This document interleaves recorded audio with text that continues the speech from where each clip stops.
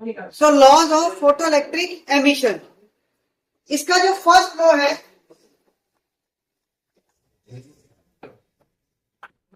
वो क्या कहता है? देखिए बेसिकली हमने जो factor affecting on photo electric current करे थे, उन तीनों इफेक्ट से आपके तीनों लॉ आए हैं।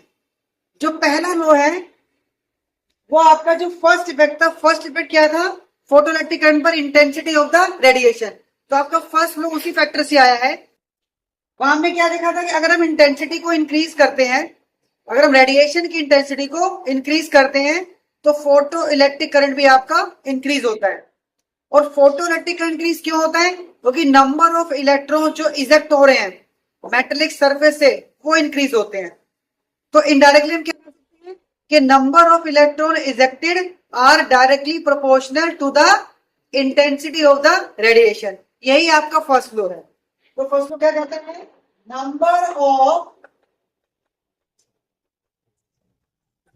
electrons ejected directly proportional to intensity of radiation.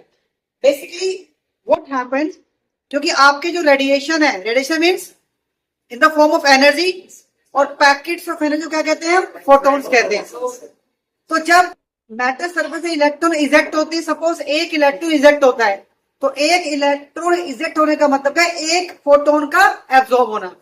जब लाइट का एक फोटोन वो एब्जॉर्ब करता है तो एक इलेक्ट्रॉन वो इजेक्ट करता है।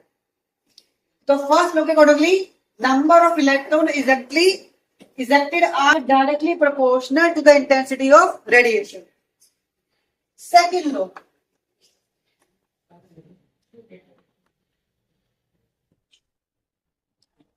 देखिए इंटेंसिटी ऑफ रेडिएशन जो है वो डिपेंड कर रही है फोटो इलेक्ट्रिक करंट पर, राइट?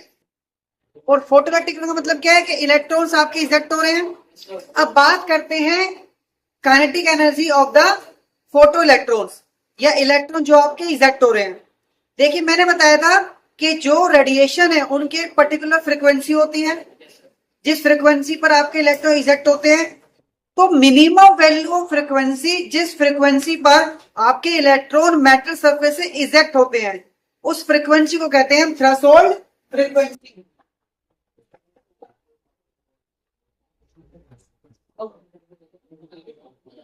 यानी फ्रीक्वेंसी अगर थ्रेशोल्ड फ्रीक्वेंसी से कम होगी, रेडिएशन की फ्रीक्वेंसी अगर थ्रेशोल्ड फ्रीक्वेंसी से कम होगी तो इलेक्ट्रॉन इजेक्ट नहीं होंगे। रेडिएशन की फ्रीक्वेंसी अगर थ्रेशोल्ड फ्रीक्वेंसी होगी तो ही आपके इलेक्ट्रॉन इजेक्ट होंगे। अब अगर रेडिएशन की फ्रीक्वेंसी थ्रेशोल्ड फ्रीक्वेंसी से ज्यादा हो जाए तो क्या होगा? जैसे ही फ्रीक्वेंसी की वैल्यू थ्रेशोल्ड फ्रीक्वेंसी की वैल्यू से ज्यादा होगी तो जो kinetic energy of the electrons है that become independent on the intensity of radiation. Means भाई इलेक्ट्रॉन जो आपके इजेक्ट हो गए उनकी जो एनर्जी है वो एनर्जी आपकी इंडिपेंड हो जाएगी किस पर? इंटेंसिटी और रेडिएशन पर। यानी आप इंटेंसिटी को इंक्रीज करो या डिक्रीज करो, इलेक्ट्रॉन्स की काइनेटिक है उसका कोई फर्क नहीं पड़ेगा, because they are already ejected और वो ट्रेवल कर रहे हैं विद सर्टेन काइनेटिक एनर्जी। यानी जैसे ही थ्रेशोल्ड फ्रीक्वेंसी से बियॉन्ड वैल्यू होती फ्रीक्वेंसी, इलेक्ट्रॉन्स की जो काइनेटिक एनर्जी है become independent. So you can write kinetic energy become independent on the intensity of radiation। और जैसे ही थ्रेशोल्ड फ्रीक्वेंसी से बियॉन्ड आपकी फ्रीक्वेंसी की वैल्यू होती है, इलेक्ट्रॉन्स आपके इजेक्ट भी नहीं होते हैं। इसका मतलब इलेक्ट्रॉन इजेक्ट कब होंगे? जब थ्रेशोल्ड फ्रीक्वेंसी होगी, यानी फ्रीक्वेंसी की वैल्यू थ्रेशोल्ड फ्रीक्वेंसी होगी। इसका कहने का मतलब यह है कि जब थ्रेशोल्ड फ्रीक्वेंसी होगी तभी काइनेटिक एनर्जी की वैल्यू क्या होगी? मैक्सिमम होगी। So maximum kinetic energy is directly proportional to frequency. तो फ्रीक्वेंसी पर डिपेंड कर रही है। जैसी फ्रीक्वेंसी आपकी थ्रेशोल्ड फ्रीक्वेंसी होती है वो काइनेटिक एनर्जी आपकी इलेक्ट्रॉन की काइनेटिक एनर्जी है वो आपकी मैटर करती है। उसके बाद क्या होता है? इट बिकम इंडिपेंडेंट किस पर? Intensity of radiation. Now the third law, अब देखिए प्रोसेस आपके 3 तरह के होते हैं, कॉन्टिन्यूस प्रोसेस, स्पॉन्टेनियस प्रोसेस और इंस्टेंटेनियस प्रोसेस। इसमें जो इंस्टेंटेनियस प्रोसेस है वो एक ऐसा प्रोसेस है जो एक पर्टिकुलर इंस्टेंट पे ही होता है, यानी कंडीशनल है कि अगर ये कंडीशन होगी तो ही प्रोसेस होगा। अब जो आपका फोटो इलेक्ट्रिक एमिशन है, क्या उसके लिए वो कंडीशन है?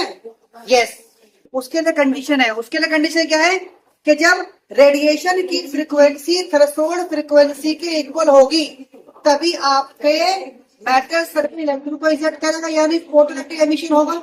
यानी कंडीशन हो गई कि frequency become equal to threshold frequency, तभी आपका फोटो इलेक्ट्रिक एमिशन होगा, यानी इंस्टेंट हो गया। और वो इंस्टेंट क्या है कि when the frequency equal to threshold frequency. और अगर एक इंस्टेंट पर प्रोसेस हो रहा है तो प्रोसेस कैसा हो जाएगा? Instantaneous process.